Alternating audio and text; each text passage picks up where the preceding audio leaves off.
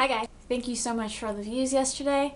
Our private high school video was by far my favorite thing I've done this month for the VEDA challenge. We had so much fun filming it, and it was fun to edit, and it was fun to watch, and I'm really glad you guys liked it. Today's suggestion comes from my friend Josh on Twitter, who suggested that I pick out randomly every third movie on my shelf and review it for you. And so here we go! Emperor's New Groove. Come on, who doesn't love this movie? Emperor's New Groove is one of like the best kids movies ever. I just love it. It's a really fun movie. It's really whimsical and entertaining and good message for children, which is always great. We love that. It's still funny even when you watch it when you're 25. Let me just attest to that. Not that I'm 25. That's not what that meant. Bright Star. It's a movie about John Keats and the girl that he fell in love with.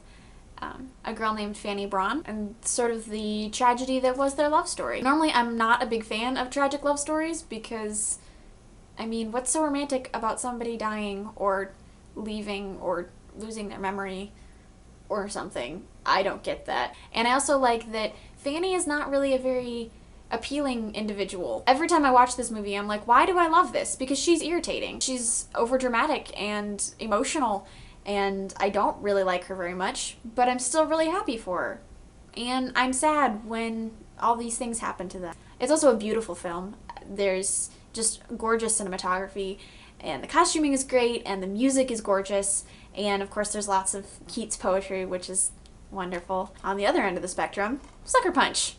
It's a movie about a mental patient who has this whole fantasy of escaping, in which her and all the other mental patients for some reason look like this. I don't know why. It's got really great music, I'll say that much, and the effects are pretty cool. I like the idea of the story. I've always been a big fan of, mental hospital movies. I think they're intriguing. I like Emily Browning, but overall, not that great. I got it for free in a gift exchange, that's why I own it, so yeah, I own this. Twilight Saga: New Moon. I own the first 3 movies. I read the books when they first came out, and I kind of liked them.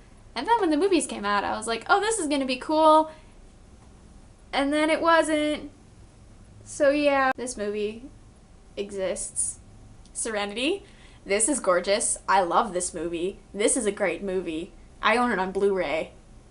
My parents bought it for me, and it's one of my favorite things that I've ever gotten as a Christmas gift. Serenity is the movie that came after the show Firefly by Joss Whedon.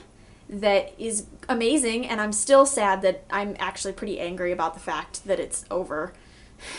It's basically Space Cowboys. It's so good.